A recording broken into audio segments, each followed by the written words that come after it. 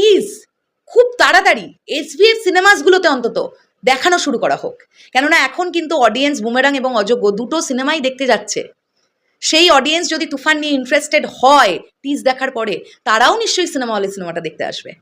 আর SVF প্রচণ্ড বুদ্ধিমান একটি প্রোডাকশন হাউস।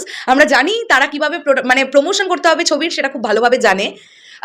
সেই বিষয়টা নিয়ে কোনো ডাউট নেই। কিন্তু একজন অডিয়েন্স হিসেবে আমাদের যেটা ফিল করলাম, আমরা এক্সপেক্ট করেছিলাম বুমেরাং বা অযোগ্য দুটো সিনেমা দেখার সময়ই যদি তুফানের টিজটা একবার দেখা যায়, বা হলে একটা পোস্টার যেখানে বুমেরাঙের হয়তো তিনটে করে পোস্টার আছে, অযোগ্যরও 2-3টে পোস্টার আছে, সেখানে এসভিএফ সিনেমাসগুলোতে একটা করে অন্তত তুফানের পোস্টার দেওয়া হোক, তাহলেও তো মানুষের মধ্যে একটা এক্সাইটমেন্ট বাড়বে।